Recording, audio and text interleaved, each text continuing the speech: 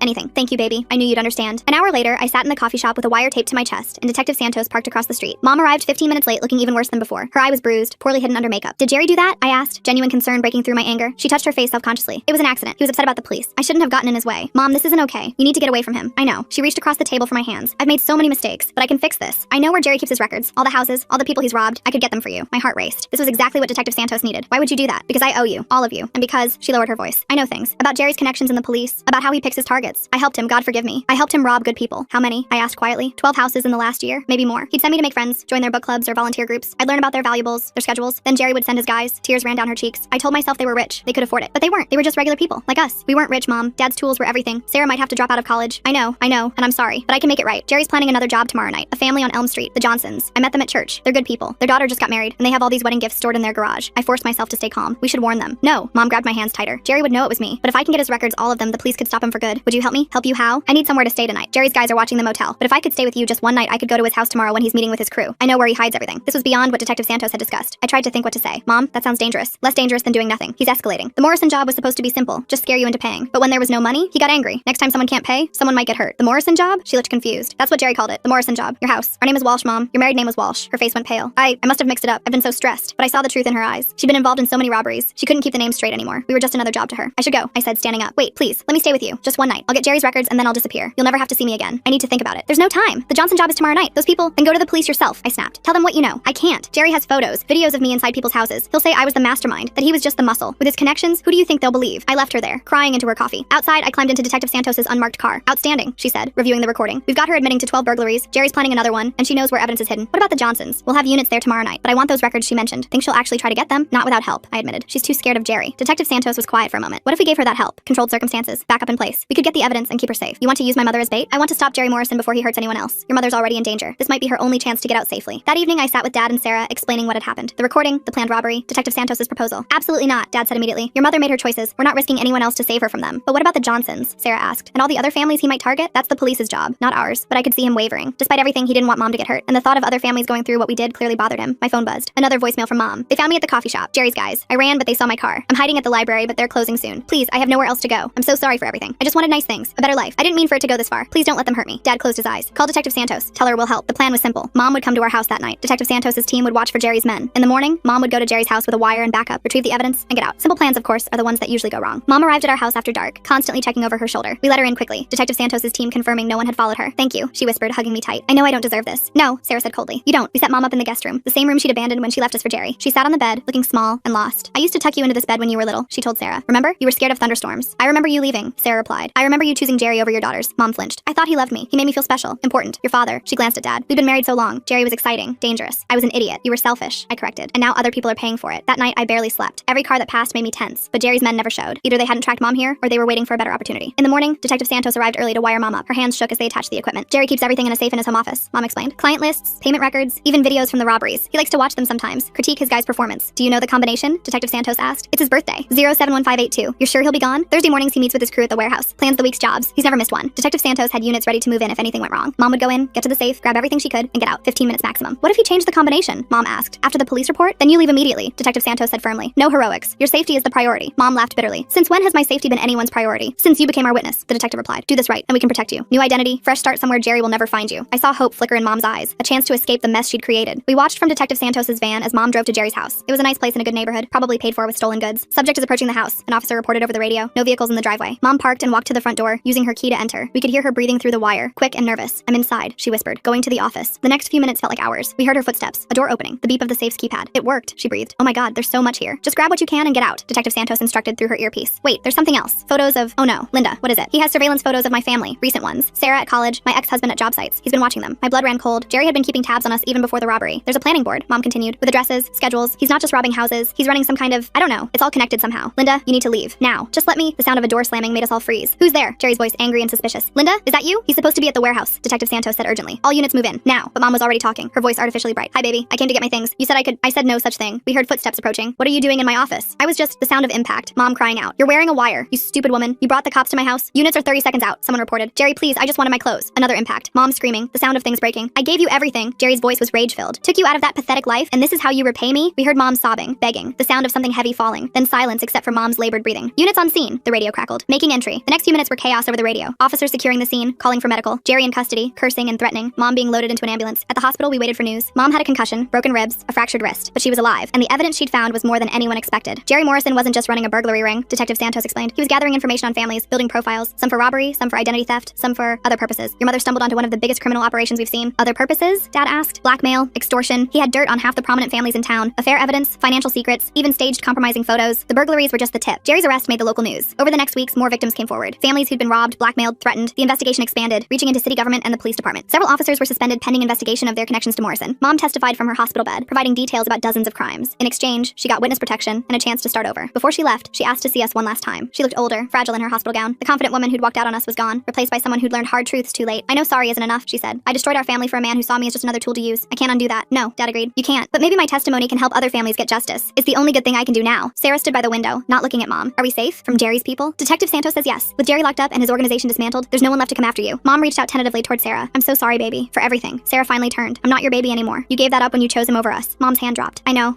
I wanted you to know that I loved you. I just loved myself more. And that's something I'll have to live with. We left her there, waiting for the marshals who would take her to her new life. I never asked where she went. Some bridges, once burned, can't be rebuilt. The insurance covered some of our losses, though nothing could replace the sentimental items. Dad slowly rebuilt his tool collection, taking jobs with borrowed equipment until he could afford his own again. Sarah stayed in college, working extra hours to cover what her laptop loss had cost her. I returned to my marketing work, grateful that my clients had been understanding about the delays. The turquoise and gold hijab was gone forever, but I found another at a vintage shop that reminded me of my nanny. Not the same, but a way to honor her memory while moving forward. 6 months after Jerry's arrest, Detective Santos called with an update. The investigation had led to dozens of arrests, a complete overhaul of local police corruption, and new protocols for protecting burglary victims. Jerry got 25 years, no possibility of parole. Your family's courage made this possible, she told me. I know it came at a terrible cost, but you helped save a lot of people from going through what you did. It was small comfort, but comfort nonetheless. We'd survived betrayal from someone who should have protected us. We'd stood up to criminals when the system failed us, and we'd stayed together when everything tried to tear us apart. Tom from next door still checks on us regularly. He installed new security cameras for free, saying neighbors look out for each other. The community rallied around us in ways Mom never understood when she was chasing Jerry's false promises of a better life. Sometimes I think about her, wherever she is with her new identity. Does she work in another office, joining book clubs and volunteer groups? Or has she learned to be alone with the choices she made? I hope she's found peace, even if she'll never find forgiveness from us. Dad's dating again, a nice woman from his contractors association who understands why he's cautious about trust. Sarah's finishing her degree, planning to go to law school to help families failed by the system. And me? I'm still at my marketing firm, wearing my colorful hijabs, building the career Mom thought I should sacrifice. The morning after we'd said goodbye to Mom at the hospital, I found Dad in the garage, organizing his new tools. Each one carefully placed, labeled, treated with respect, building something from nothing, the way he'd always done. You okay? I asked. He looked up, managed a small smile. I will be. We all will be. That's what we do, right? We survive, we rebuild, we keep going. Even after someone we loved betrayed us, especially then, he said, because the betrayal doesn't define us. How we respond to it does. The next few weeks became a twisted game of cat and mouse. Jerry's arrest hadn't ended anything. It had only made things worse. His crew was still out there, and they blamed us for their boss going down. The threatening phone calls started 3 days after Mom left with the marshals. Dad changed our locks and installed deadbolts, but we all knew it was just theater. These weren't the kind of people who let locked doors stop them. Sarah started carrying pepper spray, and I downloaded one of those safety apps that alerts your contacts if you don't check in. Small gestures against a big threat. The first real move came when Dad showed up at a job site to find his borrowed tools stolen from his truck. The site supervisor said 2 guys had shown up claiming to be from Dad's company, said he'd sent them to pick up equipment. By the time anyone realized something was wrong, they were gone. No cameras, no witnesses willing to talk. They're trying to starve us out, Dad said that night, staring at his empty hands. Can't work without tools, can't buy tools without work. I watched him make more calls, pride crumbling with each conversation. His contractor friends were getting nervous. Word had spread about Jerry's crew targeting us, and nobody wanted to risk their own equipment. Can't say I blamed them. Sarah's college situation deteriorated next. Someone had called the financial aid office claiming to be Dad, saying we'd come into money and no longer needed assistance. By the time she discovered what happened, she'd been dropped from her work-study program. The office said they'd investigate, but bureaucracy moves slowly when you're not the one suffering. Detective Santos checked in regularly, but her hands were tied. Jerry's crew was careful, nothing traceable back to them. She suggested we consider relocating temporarily, but with what money? Everything we had was going toward keeping the house and Sarah in school. The breaking point came on a Thursday afternoon. I was at a client meeting when my phone exploded with text from Sarah. Someone had broken into the house while Dad was at a job interview. They hadn't taken anything, just moved things around. Family photos turned backward, Mom's old coffee mug placed in the center of the kitchen table, Jerry's business card tucked under Sarah's pillow. The message was clear. We can get to you whenever we want. I left the meeting early, my client's confused expression barely registering. When I got home, I found Dad and Sarah in the living room with Tom from next door. He'd seen a van parked outside our house and called it in, but it was gone before anyone arrived. This ends now, Tom said, his retired detective instincts fully engaged. They're escalating because they think you're alone. Time to show them you're not. Over the next hour, Tom made calls to people I didn't know he knew. Former colleagues, neighborhood watch members, other contractors who'd been burned by Jerry's crew over the years. By evening, we had a plan that didn't involve running or hiding. The contractors association Dad belonged to had been watching Jerry's operation for years, documenting losses but never having enough for legal action. Now, with Jerry locked up and his crew scrambling, they saw an opportunity. 15 contractors had equipment stolen or jobs sabotaged by Morrison's people. Together, they had resources we didn't. Tom coordinated with Detective Santos while staying just inside legal boundaries. The contractors started sharing information about suspicious job site visitors. The neighborhood watch increased patrols. Sarah's college friends created a safety network, walking her between classes. I started working from home, using the neighbor's Wi-Fi after ours was mysteriously disconnected. The crew made their next move 5 days later. Dad had finally landed a small job helping renovate a local church. The contractor who hired him was one of the few willing to risk Jerry's crew's attention. Dad was installing drywall when 3 men showed up, but this time, he wasn't alone. 4 other contractors were there, all victims of Jerry's operation. When the men demanded Dad leave the job site, they found themselves outnumbered by people who'd had enough. No violence, just a clear message that the intimidation stops here. One of them made a phone call, angry gestures indicating the conversation wasn't going well. They left, but not before one spat at Dad's feet and said something about his war ex-wife. Dad's hands clenched, but he kept working. The other contractors stayed until the job was done. That night, Detective Santos called with interesting news. One of Jerry's crew had been arrested on an unrelated charge, hammered driving, and was looking to make a deal. He'd give up the others in exchange for leniency. The walls were closing in. Sarah was walking to her car after class when she noticed someone following her. Instead of panicking, she followed the protocol we'd established. She ducked into the campus security office, called me, and waited. Campus security reviewed footage showing the same man had been watching her for 3 days. They couldn't arrest him for walking on public property, but they could and did ban him from campus. The man's photo circulated among the Contractors Association. Within hours, he was identified as Marcus Webb, one of Jerry's enforcers with a record for assault and extortion. Detective Santos now had a name and a pattern. The crew's desperation showed in their next move. They went after Tom, slashing his tires and leaving a note. "Mind your own business, old man." Tom's response was to install more cameras and share the footage footage with every neighbor on the block. The silver sedan they'd used was caught from 3 different angles. Our makeshift support network grew stronger. The church where Dad had worked offered us their community hall for meetings. Other families who'd been targeted by Jerry came forward, sharing their stories and resources. We weren't alone anymore, and Jerry's crew was learning that. I was reviewing security footage with Tom when my phone rang. Unknown number, but I answered anyway. "Your mom says hello," a gravelly voice said. "Shame she had to leave town. Maybe you'll be smarter." "Is that a threat?" I asked, putting it on speaker so Tom could hear. "Just friendly advice. Jerry had friends, good friends, the kind who remember favors. And you're calling me because..." There was a pause. "Because this thing with the contractors, the neighbors, the cops sniffing around, it's bad for business. Everyone's watching now. Can't move product, can't collect debts. You're costing us money. Then maybe you should find a new line of work," I suggested. He laughed, ugly and short. "Or maybe we wait. People forget. Neighbors stop watching. Contractors get comfortable. And then we remind you why Jerry ran this town for so long." The line went dead. Tom was already on his phone with Detective Santos, but we both knew threats weren't enough for arrests. 2 nights later, the crew made what would be their final mistake. They targeted the wrong house, specifically the home of Judge Patricia Hernandez, whose daughter went to school with Sarah. They didn't know she was a judge, just saw an expensive house with nice cars. What they also didn't know was that Judge Hernandez had been following our situation through Sarah. She'd quietly arranged for increased police patrols in our neighborhood and had been pushing the prosecutor's office to take Jerry's remaining crew seriously. When 2 men tried to break into her garage at 2 a.m., they triggered not just alarms, but a coordinated police response. Both were arrested on the spot, and one was Marcus Webb. Faced with burglary charges on a judge's home, he flipped immediately. The dominoes fell fast after that. Webb gave up the entire crew in exchange for a plea deal. Raids happened simultaneously across the city. 7 arrests, including the man who'd called me with threats. Detective Santos called me at 6 a.m. with the news. "It's over," she said. "We got them all. Webb's testimony, plus what we found in the raids, will put them away for years," but it wasn't quite over. 2 weeks later, during the arraignments, one of Jerry's lawyers approached Dad outside the courthouse. He had an envelope, papers showing that some of our stolen items had been recovered in the raids. Not everything, but Dad's main toolbox, some of Sarah's textbooks, and surprisingly, my grandmother's jewelry box. "Jerry wants you to know he had nothing to do with the continued harassment," the lawyer said. "His crew went rogue after his arrest." Dad just looked at him. "Jerry destroyed my family. Whether he ordered this or not doesn't matter." The lawyer shrugged and walked away. We collected our recovered items from evidence, each piece a small victory. The jewelry box still had most of its contents, including my grandmother's wedding ring. Dad's tools were scratched, but functional. Sarah hugged her recovered laptop like an old friend. The Contractors Association came through in ways we never expected. They'd established an emergency fund for members affected by crime, and Dad qualified. Not a fortune, but enough to properly replace his essential tools. Several contractors offered him steady subcontracting work, wanting to help him rebuild. Sarah's college reinstated her financial aid after the full story came out. Judge Hernandez wrote a letter on her behalf explaining the extraordinary circumstances. The work-study position was gone, but she got a better one in the campus security office, helping develop safety protocols for students dealing with off-campus threats. I went back to working from the office, no longer looking over my shoulder. My clients had been patient through the disruption, and I threw myself into making it up to them. The marketing firm even implemented new security measures. Having learned from my experience with the sisters and then this situation, Tom became more than just a neighbor. He became family. Sunday dinners at his house, sharing stories from his detective days, teaching Sarah self-defense moves in his garage. He'd lost his own family years ago, and we'd lost Mom. Sometimes broken pieces fit together in unexpected ways. 3 months after the arrests, Detective Santos stopped by with a final update. The crew members had all taken plea deals rather than face trial. Sentences ranged from 5 to 15 years, depending on their level of involvement. Jerry's operation was officially dismantled, his assets seized to pay restitution to victims. "There's a fund being set up," she explained. "Not just for your family, but for everyone he hurt over the years. It won't make you whole, but it's something." We filed our claim, documenting everything we'd lost. The estimated restitution wouldn't come close to covering it all, but it would help. More importantly, it meant Jerry's crimes were officially recognized, recorded, part of the public record. Dad used some of the Contractor Association funds to take courses in modern construction techniques. At 55, he was learning new skills, adapting to changes in the industry. His reputation as someone who'd stood up to Jerry's crew actually helped. Clients saw him as trustworthy, someone who wouldn't be intimidated. Sarah changed her major to criminal justice with a focus on victim advocacy. Her experience had shown her how vulnerable people become when systems fail them. She volunteered with a local organization that helped crime victims navigate the legal system, turning our pain into purpose. The house felt different now, safer, but also marked by what had happened. We'd repainted, rearranged furniture, tried to erase the memory of that day, but some things can't be painted over. The basement where Sarah and I had hidden became her study room. She said it helped her remember that fear could be conquered. One evening, while sorting through recovered items, I found a photo that must have fallen out of the jewelry box. It was Mom and Dad on their wedding day, both so young and hopeful. Sarah wanted to throw it away, but Dad stopped her. "She's still your mother," he said quietly. What she did was wrong, but erasing her doesn't change that. We kept the photo, tucked away in a drawer. Not displayed, but not destroyed either. Some things are too complicated for simple solutions. The local news did a small story about Jerry's crew being sentenced, mentioning our family among the victims. We declined to be interviewed. We'd had enough attention. Let someone else be the face of survival. We just wanted to move forward. 6 months after everything ended, I was working late when my phone buzzed. Unknown number, but I answered out of habit. "Is this Linda's daughter?" a woman's voice asked. My heart stopped. "Who is this?" "I'm calling from Mercy General Hospital in Columbus. Your mother listed you as her emergency contact. She's been in an accident." I sat there, phone in hand, weighing 18 months of anger against 25 years of being her daughter. In the end, I wrote down the hospital information and said I'd have to check my schedule. I never made that drive. Some bridges, once burned, can't be rebuilt. But I did call the hospital, confirm she was stable, and gave them Dad's sister's number in Ohio. Let our family help her. We'd done enough.